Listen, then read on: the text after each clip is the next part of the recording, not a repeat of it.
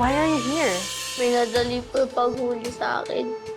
Hindi po ako dumaan ng tao, Professor.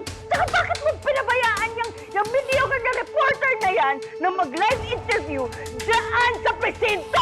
Gagawa ko ng paraan para mapalis yung mga reporters doon. Saan nagagaling ako po? Sa mga nagrarally dyan sa labas.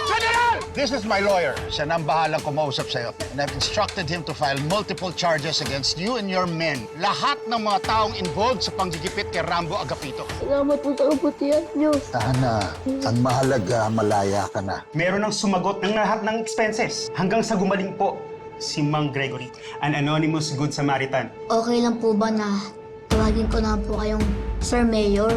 Sige, kung saan ka mas komportable, I really don't mind. Maraming salamat po, Sir Mayor. Bakit mo ba pinagtatanggol yung batang gurang na yon para makalabas? What are you up to? Dahil mali ang ginagawa mo, ginigipit mo ang isang taong walang kalaban-laban. Isa ka ng halimaw. Actually, na-enjoy ko maging halimaw. Parang wala nang magtatangka kumuha ng pwesto ko, ng trono ko, dahil kakainin ko sa buong buo. Kailangan matigil lang kasamaan ni Esmeralda. Pati na rin ang mga kampo niya. Kaso paano po magagawa yun, sir? Kasado na lahat ng mga kakampi niya. Mula sa pinakamababang posisyon hanggang sa pinakamataas. For more than 2 decades, ito nang tinatrabaho ng partido niya. Alam ko. Kaya malakas ang loob ng Esmeraldang yan. Dahil alam niyang walang makakaagaw sa seat of power niya. Pero hanggat nandyan siya, lalo lang lulubog ang korason. Pati na rin ang buong Sierra Vedra. Bakit din na lang siya labanan sa susunod na local election, sir? It will always be personal between me and Esmeralda. Matanda na ako, Julio.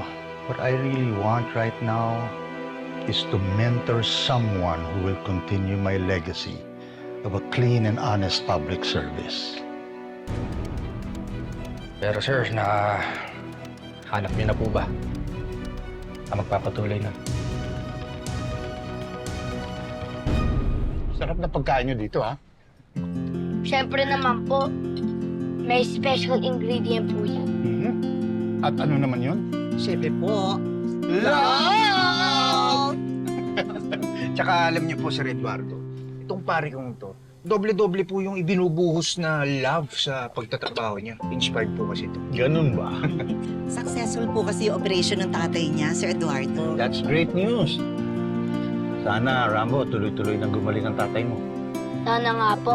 At sana mahanap ko na rin po yung tumulong po sa amin para makapagpasalamat po ako sa kanya ng personal.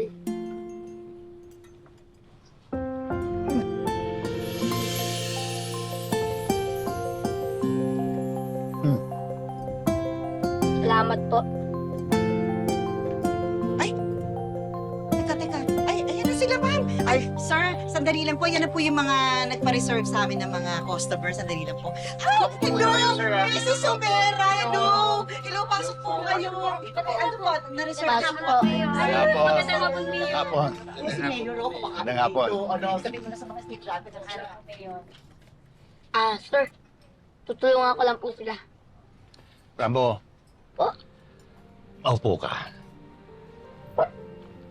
Ang totoo niyan, kaya ako nagpunta rito, meron sana akong gustong i-offer sa'yo. Offer? Ano po yun? Isang special offer na hindi para sa lahat. Special offer? May binibenta po ba kayo? Wala. Pero itong inaalok ko, kapag tinanggap mo, ito ang magiging simula ng bagong buhay mo at ng buong bayan.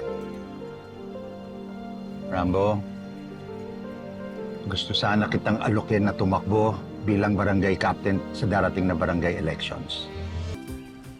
Sir Mayor, bakit ako? Sobrahan niyo naman po akong pinagkakatiwalaan. Kailan naman po tayo nagkakilala? Yeah, tama ka. Pero wala naman yan sa bilis o tagal ng pagkakakilala. In fact, nung una kitang nakilala, Gaan-gaan ng loob ko sa'yo. Para na kitang pamilya. Ganun din naman po yung turing ko sa inyo eh. Pero, ano po bang nakikita niyo sa akin? Hindi naman po ako magaling katulad ng iba. Huwag mong maliitin ang sarili mo. You are worthy and extraordinary. Tumanda na ako sa public service, Rambo. Marami na akong mga taong nakasalamuha. Iba-iba. From all walks of life. Kaya unang tingin pa lang, alam ko na kung sino yung mga totoo sa mga hindi. At ikaw, Rambo, mabuti at totoong tao ka. Sa dumi ng politika natin, kailangan ng isang katulad mo. A shining beacon of hope para sa bayan natin. Seryoso naman. Ano kaya pinag-uusapan nila? O, Aling Tami, ha? Kayo, ha? Siyempre, kung ano man yun, ilabas na tayo doon. Pero, tingin mo, Aling Tami. Ano kaya yung pinag-uusapan nila, no? Biglang kabig? Pero aminin mo ha, kating-kati kang malaman ano pinag-uusapan nila. Aling Tami naman, concerned lang naman ako. Bakit ikaw, hindi ka ba concerned? Siyempre, concerned din ako. Ako rin. Hayaan ako, Aling Tami. Kailangan ma-activate na natin yung Marites powers natin. Malaki ang potential mo na maging isang mabuting public servant. Puso ka para sa mga naapi. Matapang, matalino, marunong kang makipagkapwa-tao. At ikaw ang kuya at breadwinner ng pamilya mo. You have very admirable leadership qualities.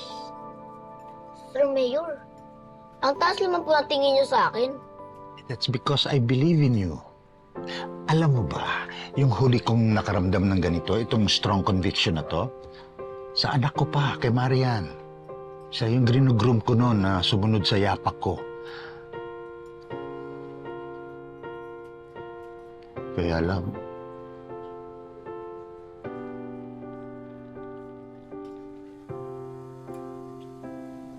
Alam ko pong nangyari, Sir Mayor.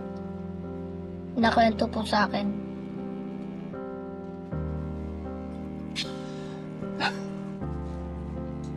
mahirap mawala ng pamilya, Rambo. Sobrang hirap.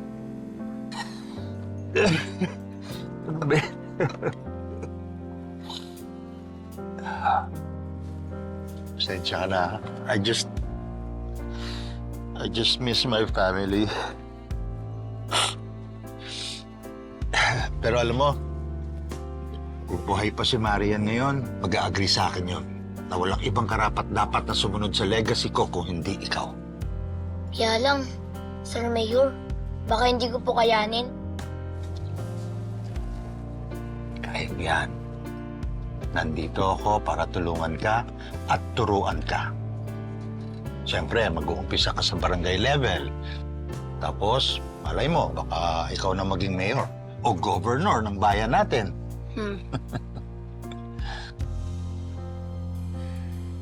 So ano, ito na ang pambihirang pagkakataon mo para magbago ang buhay.